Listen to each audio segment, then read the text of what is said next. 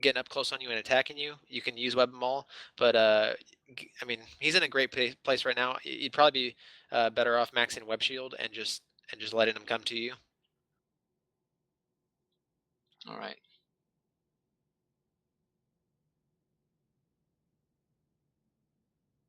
Cool. And I have a question. One final question. What do you think of the new revamp of the movies of Spider-Man?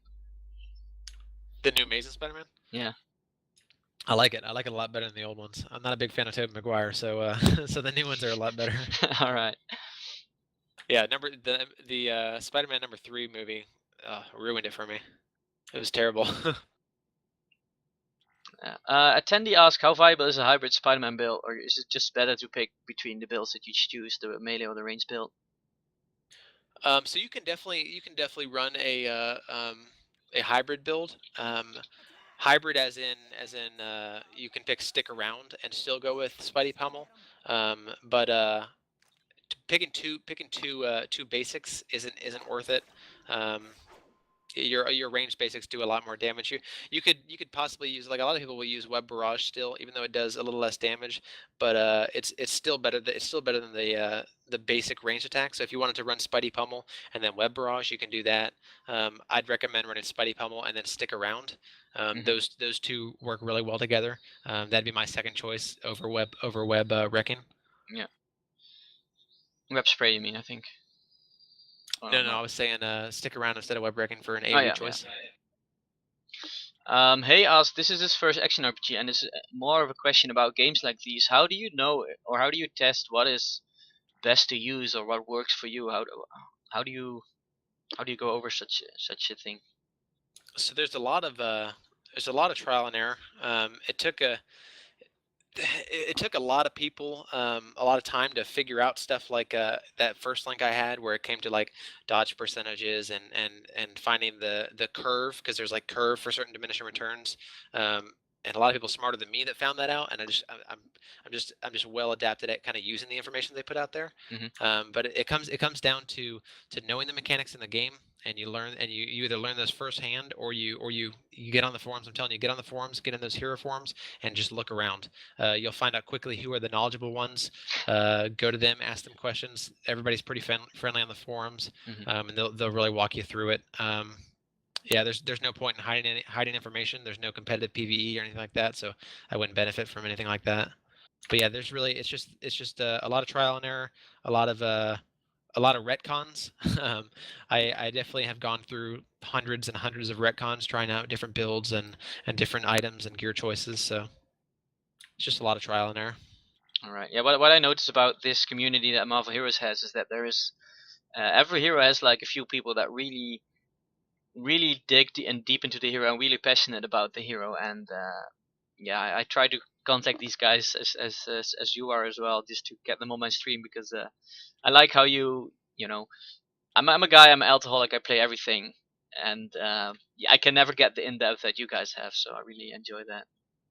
Yeah, there's I mean, like I said, with some of the other heroes like Squirrel Girl and stuff, it's really great to have somebody involved in that one hero. Like I was in contact with the developers a lot when it came to the Spider-Man rework, and it took 2 weeks of just emails back and forth, and it turned out fantastic, because they know that if they have that one person that is going to spend the time and the effort, and not just like not just somebody that's like, oh well, he needs to be stronger, but actually knows how to figure out the math and can bring these values to the developers, and like here's where we're at, and this is where other heroes are at, and this is where I think we should be at.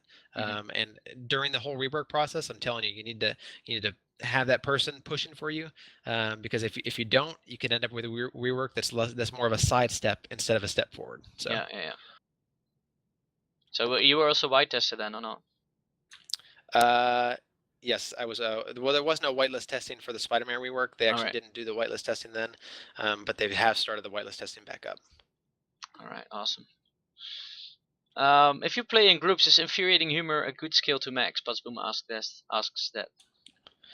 Yeah, so you're gonna get less of a what's it called, less benefit from it from being in a group than you would be in solo, obviously. But you're still, because you can't consistently taunt a target, and you can't keep it on one person. You're still going to benefit from it, even if you look at it, just split it against 5. You're looking at 20% uptime of infuriating humor, and it's actually more than that, considering not every hero is melee, and most of the time they attack the melee heroes. So you're getting a good bit, and it's still worth the points compared to like Spider to the Fly.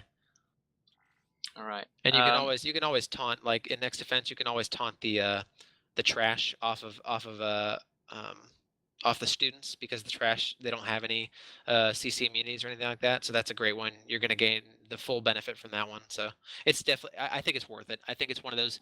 It's probably like, if they somehow buff another power to make it better, then you would take the points out of Infuriating Humor. But currently, Infuriating Humor is a good one to go for. All right. Yeah, I'm gonna wrap this up. I'm gonna take one more question of attendee. He asked, is Pim's shrinking still a good artifact for Spider-Man, or is it just better to go for damage now? And I would also ask that same question for the uh, the affixes on your costume. Yeah. Um, so I'll touch on Pims first. Pims is, if you don't have an Electro Medallion, Pims is still good to go for. If Electro Medallion just really kind of opened it up to where we didn't have to run Pims anymore, because the only time that you really need Spirit is when you're using that AoE power. And because an AoE power, like Web Wrecking, is a movement power, you're going to gain more Spirit back than you can use. If you're running with Stick Around, Pim is still going to be probably the best for you. But if you're running, you're probably gonna be running Mots anyway, with Stick Around, so you're gonna gain some spirit back from then. But Pims can also be used in conjunction with Mots to kind of double the spirit you get. So the only time I would use Pims per se is if you're using Stick Around and not Mots, or if you're using um, Stick Around and a melee build. I'd run Pims, because Electro won't benefit you. It won't benefit Stick Around. All right. And then what did you ask about costumes? Yeah, the custom affixes, because currently I still have dodge because I played Spider-Man before the rework. Do you think it's still valuable? Or do you think that because of the diminishing returns that you should just go for damage? Yeah. So look at your costume real quick. It's dodge rating now, right? It's not dodge percent. It's not dodge rating. Wait, I have it. Oh yeah, it's on my backman at the moment. So it's dodge rating. Okay. Yeah. So dodge rating, it's getting, because it's dodge rating and not a percent, it's getting hit twice.